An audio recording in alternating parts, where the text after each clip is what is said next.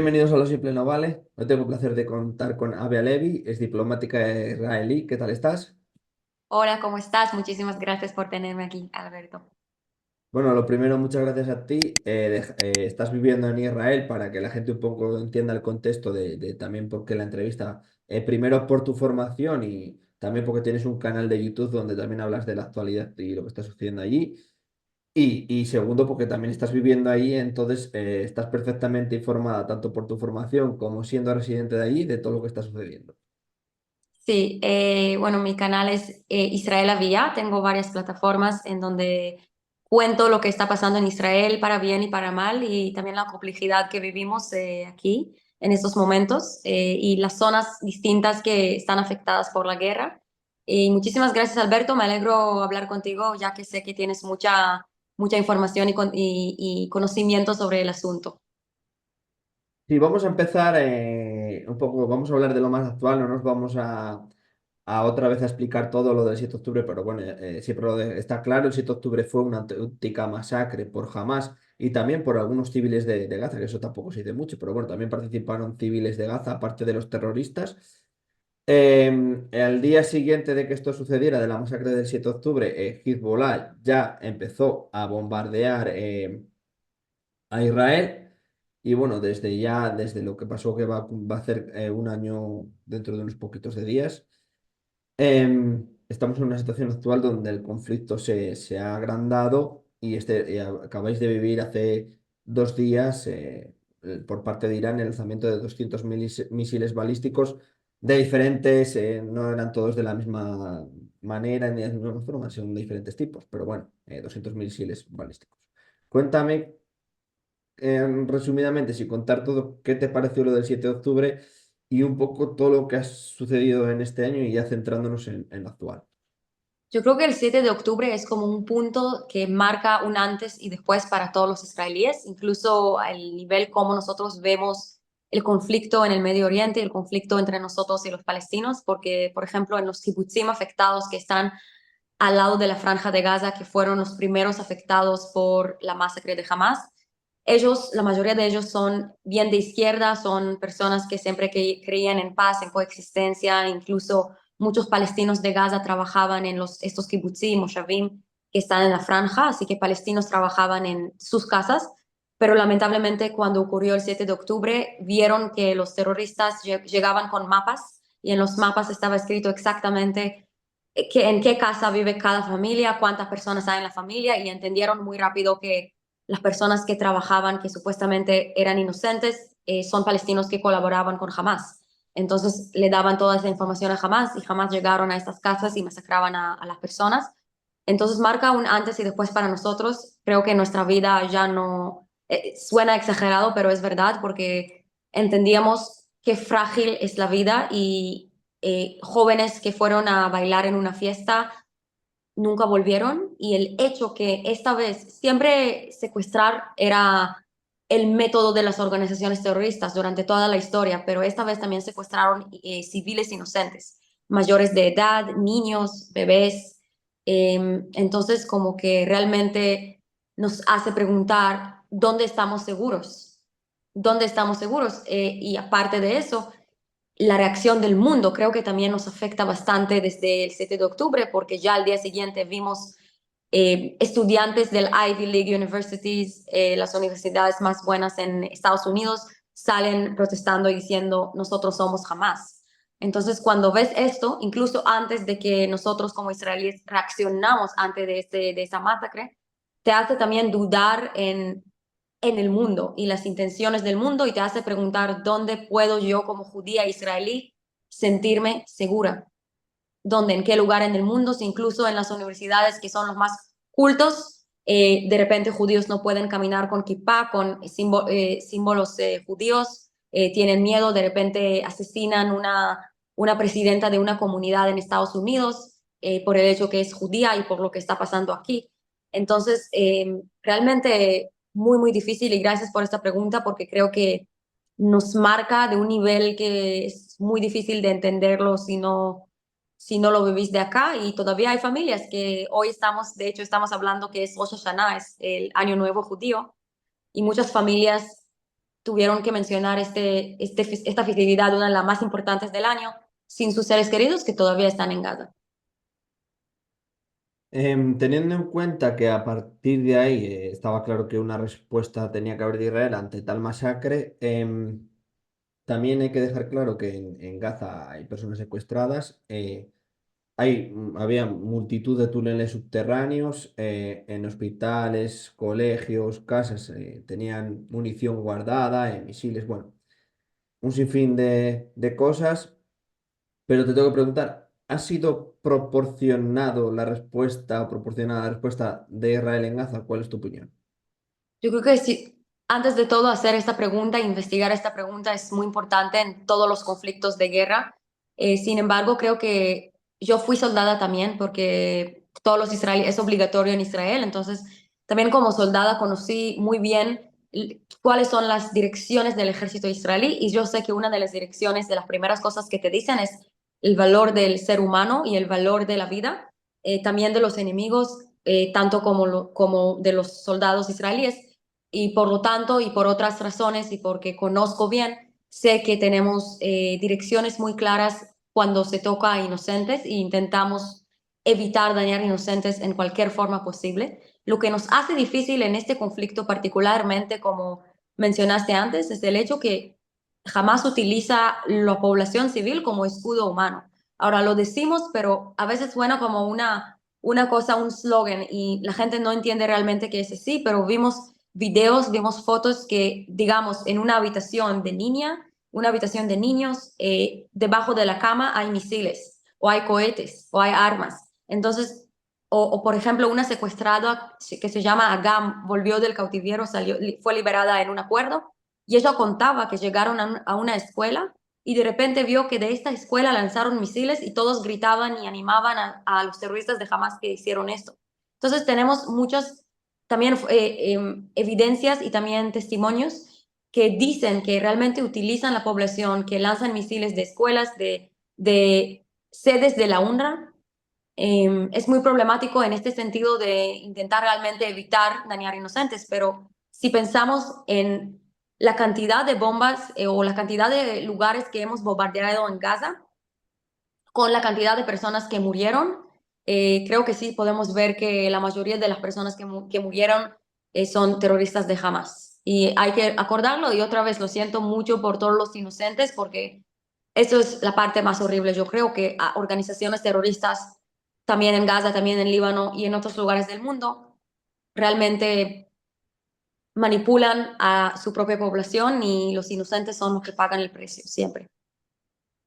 Claro, también se han reportado noticias de que, aparte de lo que he dicho de hospitales o demás, donde también se escondían terroristas de Hamas, pero sí que también ha habido algún ataque, algún campamento de refugiados, donde sí que parece que ha errado algo Israel. No sé si estás de acuerdo en eso.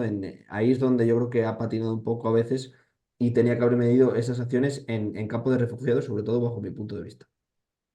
Bueno, en ese sentido, yo me acuerdo que avisaban eso y luego yo fui a investigar y también el ejército israelí mostró exactamente dónde fue y mostró que había diferencia, mostró que había una zona en donde fue los campos de los desplazados y al lado fue una zona chiquita en donde escondían los terroristas más altos, creo que fue Mohammed Def en este caso, que es uno de los peores terroristas que buscamos ya por años. Entonces, también el hecho que eligían ellos cuando saben que el ejército israelí está atrás de ellos, y ellos lo saben perfectamente, y decidían esconderse atrás de campos, que es una zona humanitaria, muestra algo.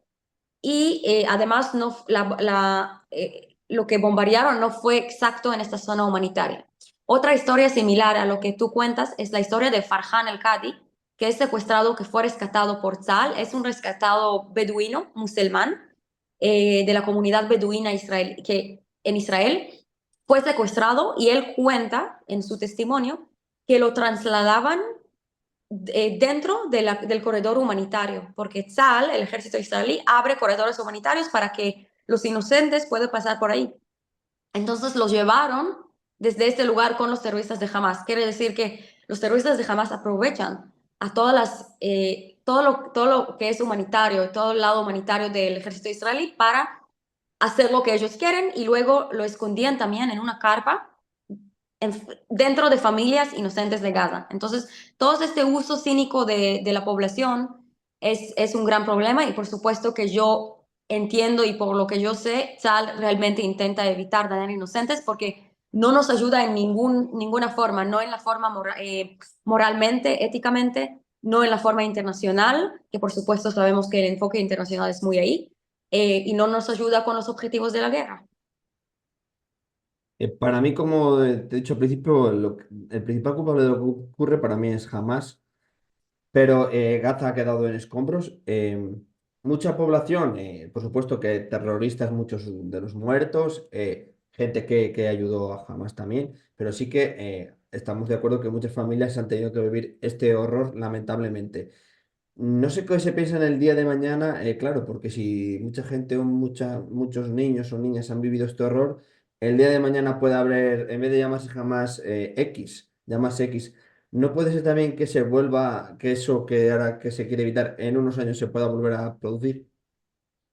Lamentablemente, como alguien que nació y creció en Israel toda la vida, yo ya entiendo que, y me cuesta mucho decirlo, pero que es nuestro destino o realidad aquí en el Medio Oriente. Y lo digo con corazón roto porque como niña yo viví la Intifada, que es la guerra de religión, podemos decirlo, de los palestinos.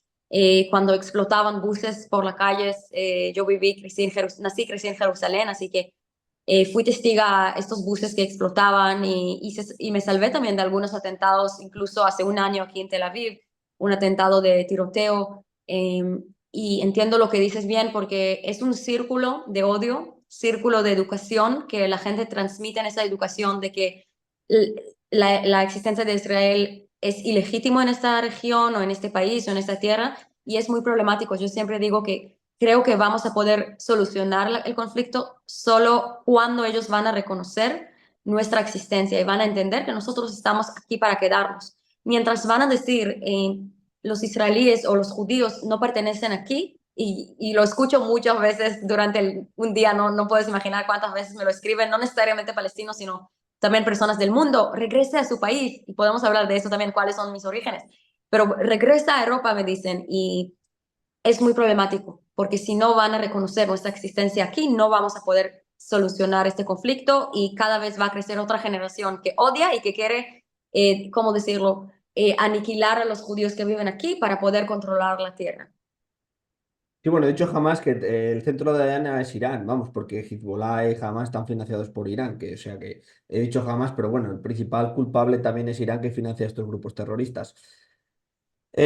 Avanzando, claro, Israel está en una situación muy compleja porque está Hamas, está Hezbollah, los hutíes en Yemen también, y bueno, y ahora ya hemos visto hace unos meses Irán ya atacó directamente a Israel, pero bueno, el ataque de hace 2 días es mucho mayor. ¿Y cómo se ha vivido el ataque que ha provocado con 200 aproximadamente misiles balísticos? ¿Cómo se ha vivido desde Israel? Wow, todavía estoy en shock de lo que pasó, no porque no esperábamos que este ocurre porque entendíamos que van a reaccionar después de que nosotros logramos a neutralizar a Nasrallah, que es un líder del Hezbollah. Antes de esto quiero referirme a lo que dijiste sobre Irán y que Irán es el pulpo que tiene brazos en muchos hogares en Medio Oriente y como dijiste bien, da todos los fondos. Quería decir que no muchos saben que Irán e Israel tenían muy buenas relaciones antes de la revolución islámica en Irán. Tuvieron tan buenas relaciones hasta que llegaron a hablar incluso de armas nucleares juntos, colaborar en este tema también. Entonces es algo que no muchos saben y eso es otra muestra de qué hace el Islam radical, el islamismo radical. Cuando llegó este régimen de islamismo radical, esta revolución, dañó la vida no solamente de los judíos, sino también de los iraníes que hoy apoyan a Israel y dicen la oposición de régimen, que dicen, wow, gracias a Israel que estás haciendo todo este trabajo para nosotros, de hecho. Justo hoy, no sé si viste, también sale el ejército israelí, rescató una mujer yazida, una mujer siria yazida que fue secuestrado por Sí, hace ISIS. 11 años. Sí, fue secuestrado por ISIS a los 10 años y por 10 años fue regalada a un palestino de ISIS que vive en Gaza y lo rescataron hoy. Entonces Israel hace buen trabajo no solamente para los judíos y los israelíes, sino también para el mundo. Pero volviendo al ataque iraní, fue muy distinto esta vez, no como abril, porque esta vez también lanzaron a todo Israel. Nosotros normalmente hay alarma. Esta vez fue más asustante porque recibimos un mensaje. Imagínate que de repente tu celular te dice, ahora, a refugio, algo así. Y tú inmediatamente tienes un minuto para correr. Habían dos peritos aquí, tengo un perito. Tuve que llevarlos muy rápido y bajé sin zapatos porque no tuve tiempo. Hay que elegir y para mí los peritos son más importantes.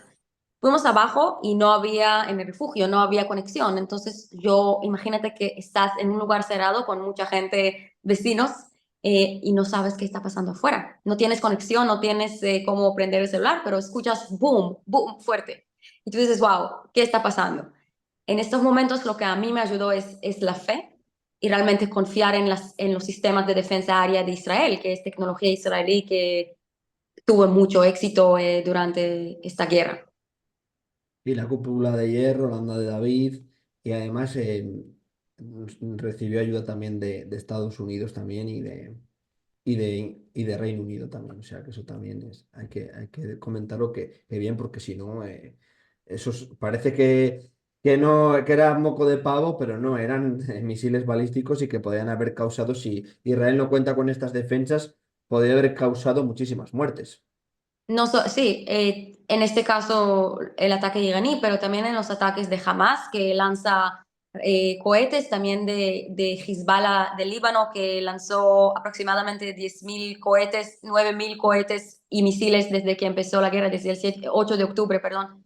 Entonces, sin nuestro sistema de defensa aérea, que es cúpula de hierro, y también HETS, que el HETS ayuda contra misiles balísticos o misiles más grandes, yo no creo que estuvimos así sin afectados. O sea, había un afectado que de hecho es palestino de Gaza, que fue ilegalmente en Israel. Es el único que murió en este ataque de Irán. Imagínate qué locura. O sea, entonces nosotros nos cuidamos mucho, pero obviamente que no se puede vivir así. Y cuando hablamos de proporcionalidad, que antes me preguntaste, no solamente yo creo que el resultado es lo importante, sino también la intención de lo que te hacen, porque como dijiste, ok, ¿qué pasa si no tenemos de repente dinero? Porque interceptar cada misil cuesta mucho dinero. Muchísimo, sí. Claro, he mencionado solo, pero también quería decir que desde Siria también ha habido ataques a Israel y desde Irak. O sea que esos dos también que había mencionado algunos son muchos agentes en diferentes sitios, países, y es complejo tener que defenderse desde tantos puntos. Claro, tenemos 7 frentes, porque también tenemos que tenemos que también mencionar a Judea y Samaria, o muchos dicen el West Bank, Cisjordania. Solo antes, pocos minutos antes del ataque de Irán, hace 2 días, fue un atentado terrorista horrible de tiroteo en Tel Sí, Aviv, en un lugar súper principal. Te digo la verdad, eso me paralizó más del ataque, que puedes entender si eso me paralizó más del ataque de misiles balísticos. Ya dice todo, porque tú dices, wow, aquí en Tel Aviv, o en Israel, a nivel de seguridad personal, tenemos mucha seguridad personal. Tú puedes dejar tu bolsa, nadie te va a tocar la bolsa. Vas a olvidar algo con mucho dinero, te van a devolver el dinero. O sea, es así. Puedo caminar sola ahora, a las 12 de la noche, sola con mi celular así. Entonces, cuando ellos hacen cosas así, los terroristas, eso te hace sentir muy mal, muy terror. Eso es el terror, el miedo de salir, el miedo de vivir en miedo, ¿qué va a pasar? Y asesinaron una de las víctimas. Era una madre que su bebé estaba así, de 9 meses, y la asesinaron con su bebé en las manos. Podría salvar a su bebé proteger a su bebé con su cuerpo, pero es horrible, es horrible, es horrible, de verdad. Así que también ellos llegaron de Cisjordania, de Judea y Samaria, también es otra frente que tenemos. sí. Teniendo en cuenta lo que dices tú del ataque yihadista que se produjo, en los dos expertos que ayer estuvieron en mi canal, hablaban de cómo se educan en la seguridad desde pequeños. Me gustaría también cómo es eso, porque tenéis que vivir en una alerta permanente. cómo se enseñan o esa cultura de seguridad que os transmiten? Guay, buena pregunta. La verdad es que a veces me siento que nosotros los israelíes hay cosas que estamos acostumbrados y creo que uno por fuera va a decir, esta gente está loca. Por ejemplo, hacemos ejercicios en las escuelas que sí ahora hay ataques de misiles, ¿qué hay que hacer en este momento? Incluso realmente ejercicios que pueden poner como una alarma, te dicen antes y todos corren hacia refugio, cosas así cuando eres niño, pero lamentablemente los niños de hoy lo experimentan por la realidad, no es un ejercicio. Entonces ya saben qué hay que hacer. Incluso hoy, tengo que enviarte eso, Alberto. Incluso hoy vi un video de una perra, ¿ok? Una perra que sus padres no estuvieron, los humanos no estuvieron en la casa, pero tienen como una cámara para verla. Hubo una alarma, ellos no estaban en la casa, y se ve como la perra se va al refugio sola cuando escucha la alarma. Entonces, al ver eso, tú entiendes cómo puedes acostumbrarte y vivir así, pero creo que lo más raro es el día después del ataque. El hecho que yo salí el día después del ataque de Irán de casi 200 misiles balísticos y tú ves, tú no puedes creer que aquí ayer hubo un ataque. Toda la gente con bicicleta, con su scooter, tomando un café. Entonces también eso es parte de la realidad, una realidad muy rara que vivimos, pero nos acostumbramos desde niños y también desde niños lamentablemente yo siempre digo que hay una frase que dicen las madres israelíes. Cuando eres niño, tú de repente entiendes, mamá, cuando yo crezcaré, voy a tener que ir al ejército porque tú ves a tu hermano, al primo, a todos. Y te dicen, no, no, no, mi cariño, cuando tú crezcas ya no vamos a tener, no, no vamos a necesitar ejército, vamos a vivir en paz. Pero cada vez esta realidad muestra que sí vamos al ejército y entonces acostumbramos a esta realidad, lamentablemente. Ahora centrándome, dándole un giro en Netanyahu, te empecé preguntando por el 7 de octubre. Netanyahu era una figura que estaba muy expuesta, donde parece que va a tener problemas. Cuando termine todo esto, tendrá problemas con la justicia seguramente. Cuando sucede el 7 de octubre, se habla de una crisis de inteligencia que parece ser que no es tal, porque más o menos la sabían. La población. Aquí le echa un poco la culpa a los decisores de por qué sucede esto, pero teniendo en cuenta que cuenta con el Mossad Israel, una de las mejores inteligencias del mundo, o la mejor. Ujú. Creo que en este sentido podemos ver grupos muy divididos dentro de la sociedad israelí y eso fue también antes del 7 de octubre. Podemos ver un grupo y realmente es como 50-50 y lo vimos también en las elecciones. Entonces vemos un grupo que apoya a full a Bibi, no importa qué pasará, y el otro grupo está anti-Bibi totalmente, no importa qué pasará. Entonces los dos grupos son más y más radicales con el tiempo. Y por supuesto que podemos ver que hay responsabilidad a todos los que estuvieron en el gobierno en aquel entonces que permitían que haya una fiesta en la frontera, porque normalmente cada fiesta o cada festividad o cada evento grande en Israel requiere una autorización por temas de seguridad, no necesariamente al lado de la franja de Gaza, puede ser incluso en el centro de Israel, ¿sí? Entonces, todo lo que también ignoraban de las luces rojas que brillaban, que decían que hay un problema aquí, o de las soldadas que decían, yo veo que están entrenando. Pero, ¿sabes? Eso también conecta un poco con la pregunta anterior, porque justo porque estamos tan acostumbrados a todo eso, a veces uno lo dice, lo toma un poco como algo normal o chiste o algo que no es tan grave, porque tú dices, ok, eso siempre pasa. Entonces te ignoras un poco de la realidad.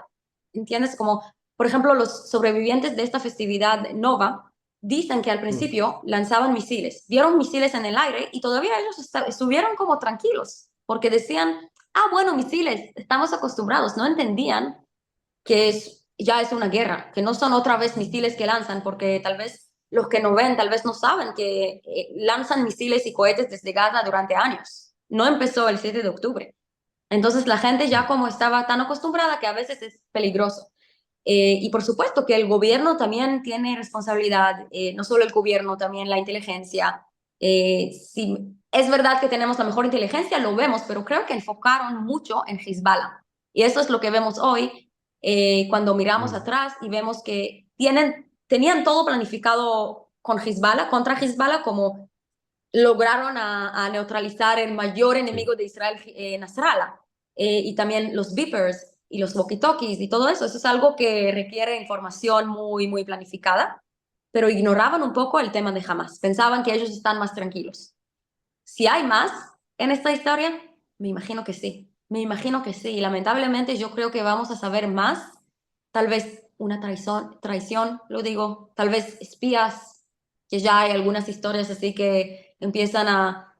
Pero yo creo que lo vamos a saber solo con el tiempo. Está claro que con una guerra se paraliza todo. ¿En qué momentos económicamente está claro que se va a encontrar cada vez peor Israel a consecuencia de la guerra? Pero ¿en qué momento se encuentra la sociedad? ¿Cuál es el nivel de vida que se está viviendo ahora en Israel? Por un lado, nosotros vemos que nos bajan ¿cómo se dice en español? Nos bajan el crédito. Hmm. Lo vemos todo el tiempo. Por el otro lado, depende, porque muchos todavía siguen viviendo normal. Eso es lo que te dije, que es tan raro en Israel, que estamos lamentablemente tan acostumbrados a la guerra que la gente sigue como de alguna forma, eso es lo que ayuda mentalmente a sobrevivir. Pero es muy caro vivir en Israel. Hace poco leí que en la OECD es el país más caro de vivir. Tel Aviv es la ciudad más cara, pero Israel también es el país más caro de vivir. Lo vimos antes de la guerra y creo que lo vemos más y más. Y me imagino que ahora con la reacción de Israel contra Irán, que estamos antes de la reacción, pero tal vez en varias horas ya vamos a escuchar algo, no Hmm. sé. Eso también va a afectar no solamente a la economía israelí, también a la economía del mundo entero, por el tema del petróleo y otros temas que seguramente vamos a ver. Sí, y lo que mencionas de la posible respuesta de Israel ante el ataque con misiles balísticos, también desde Estados Unidos y desde otros países le han pedido a Netanyahu que modere la respuesta porque sí que ataca a... si es algo militar, pues es normal que en esos puntos responda Israel, pero si va a lo nuclear ahí es donde puede crecer el conflicto aún más, se está comentando. Sí, por el otro lado, esos también eran pedidos que pidieron del ejército israelí, de Netanyahu, antes por ejemplo, de la eliminación de Nasrallah, ¿ok? También pidieron sí, o antes de la eliminación de Hania, que es era el líder político de Hamas. Así que no estoy segura hasta cuándo, en este momento, por lo que veo, hay un cambio enorme en la perspectiva de Israel contra sus enemigos, porque antes, todo el tiempo, durante este año, la respuesta ha sido muy moderada y 60.000 desplazados del norte de Israel no podían volver a sus casas. Tengo un video en mi canal con las refugiadas de ahí que cuentan que están viendo a sus casas que han sido bombardeadas y no pueden volver, no saben cuándo volver. Pero de repente, ya, como un cambio enorme desde el ataque de los Beepers, de que vamos a entrar al Líbano, ahora los soldados están en Líbano.